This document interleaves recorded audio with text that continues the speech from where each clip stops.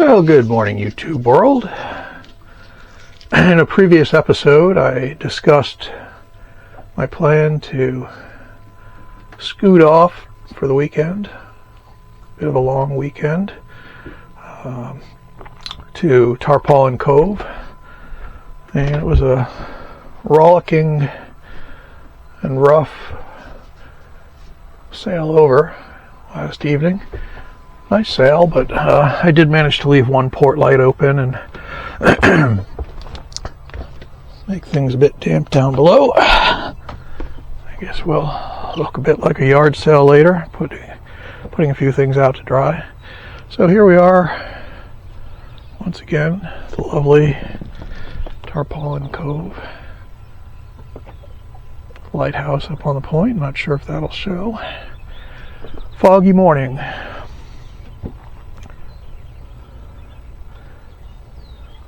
Just Charis and the topsail schooner Shenandoah.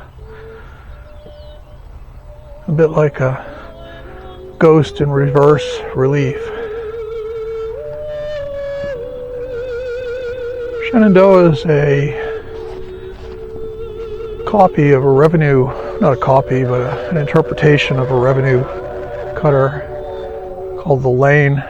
She was built by Captain Bob Douglas back in the 1960s. Mid-60s, I think. About 108 foot. No inboard propulsion, just a yawl boat on the stern. And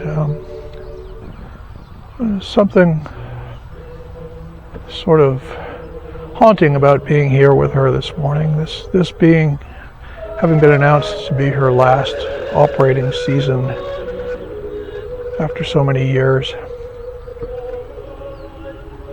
I had the chance to work with Captain Douglas on Shenandoah not many years ago, actually, probably maybe 8 or 9 years ago. Captain Douglas is gone now, he's crossed the bar, but he left an outsized stamp on the local area. He was a great man, he was a great sailor, and he loved the schooner that you see more than most people could possibly understand a man's love for a boat. Back when I got to know Captain Douglas, the Coast Guard had changed some rules for passenger boats that were going to greatly impact his primary mission, which is essentially, has been for many years, carrying youth. He made a promise to the school kids on Martha's Vineyard that regardless of their ability to afford it, he would take them all on Shenandoah and get them out for a summer cruise.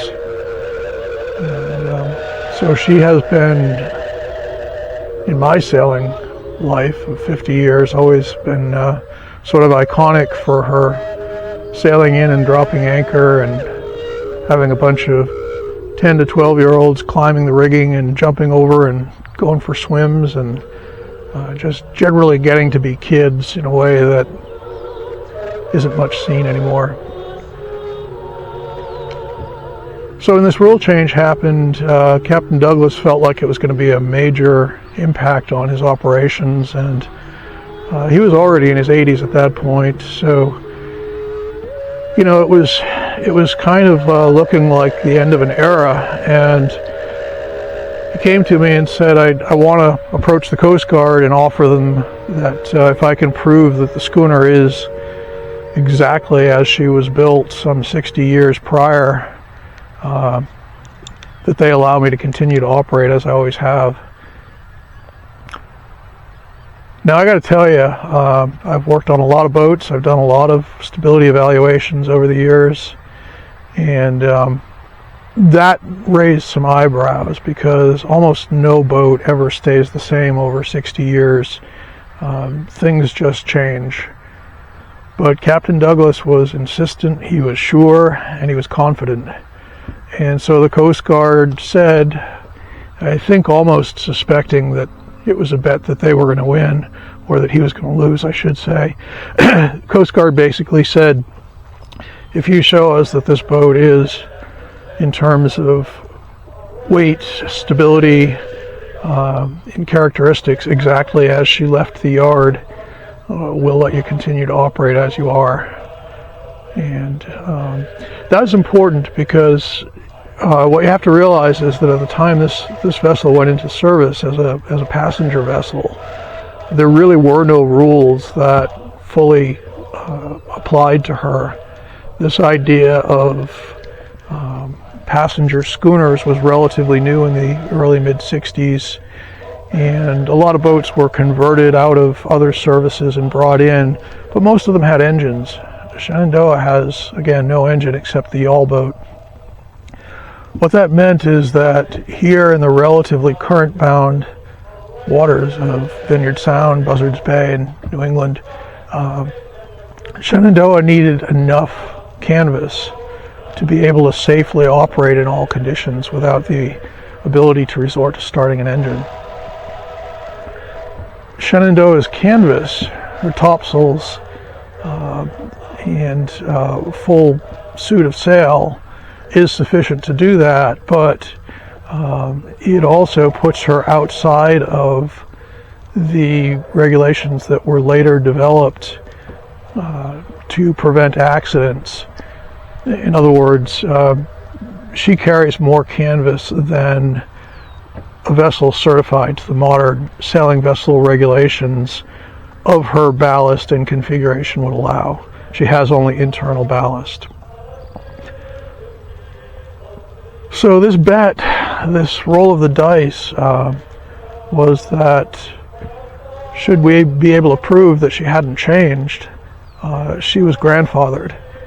But if the results of this inclining test showed that any change had occurred, she would have to be brought up to the modern standard.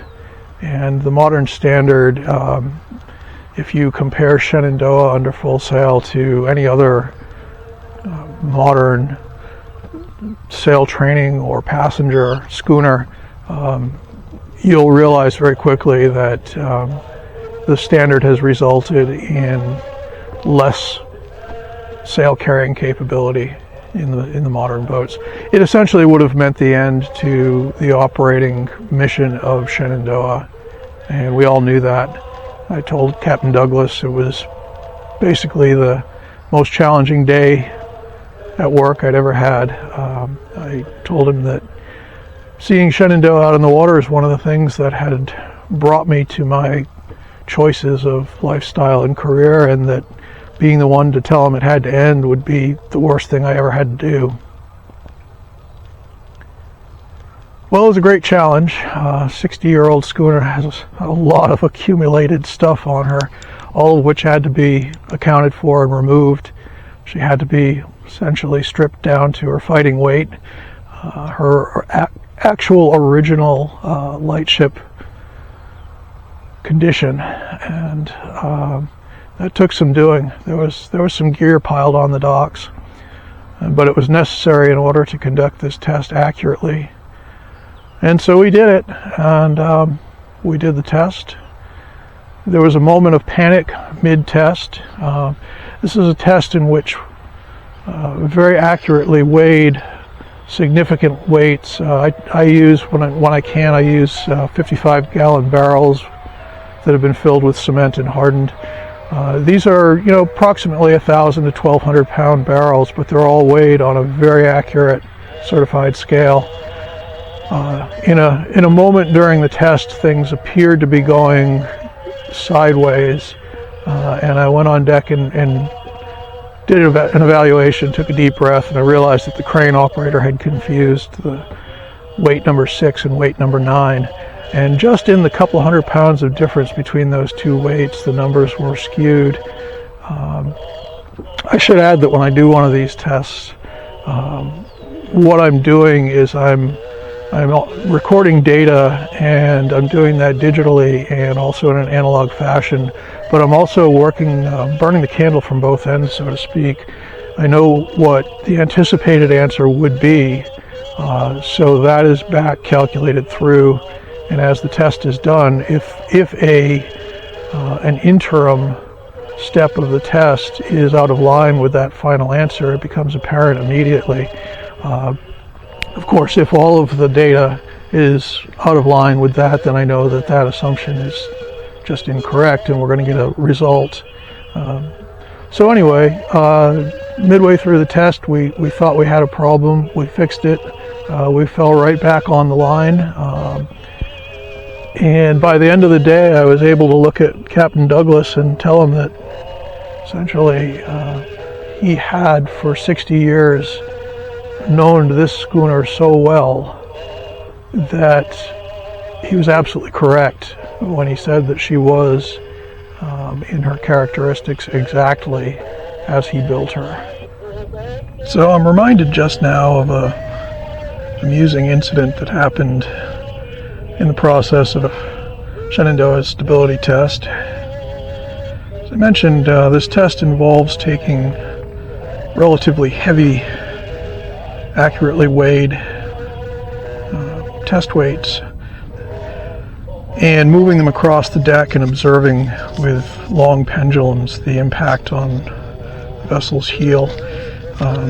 Anyway, you need to know very accurately the distance these weights are moved, and in order to do that efficiently during the test, my standard methodology is to lay down OSB or plywood in the area of the deck that's to be impacted, lock it in place firmly, and then mark it with targets that represent the location that each of these weights will occupy during some phase of the test. What this does allows me to prepare for the test using an empty barrel weighing 20 pounds or less,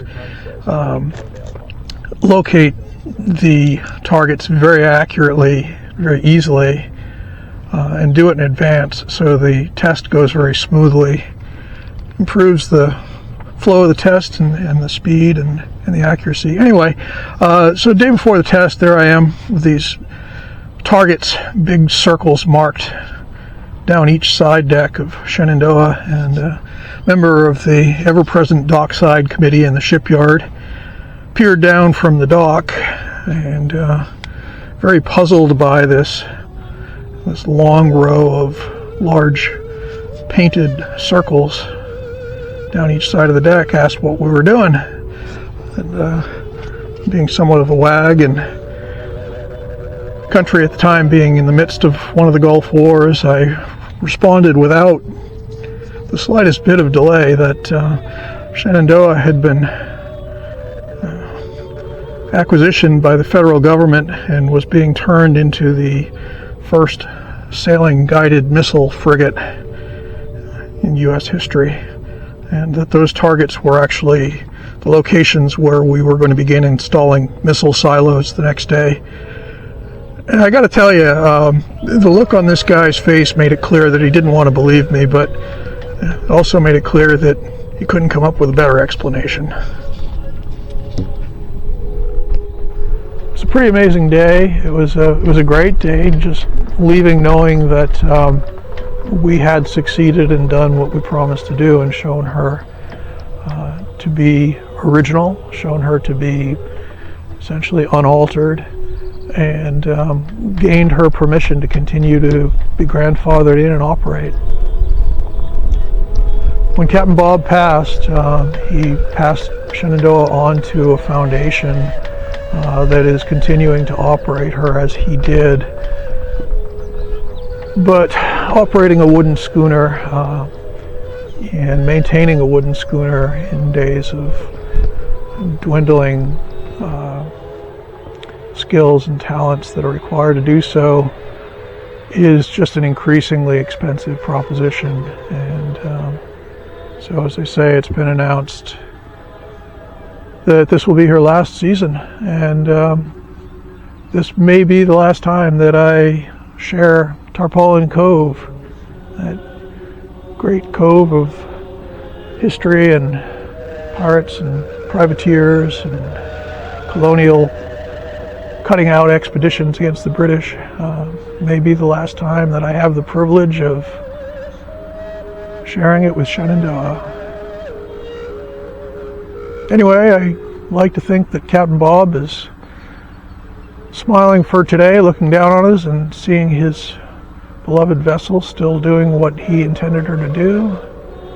And maybe there'll be a miracle. Maybe somebody will come forward and help her find a way to keep her operating. I'd like to hope so. But if not, I'll enjoy this morning and this place, this harbor. And I hope you've enjoyed the story. So thanks for coming aboard. And well, the usual, please give the video a like and a share if you enjoyed it. And we'll see you next week.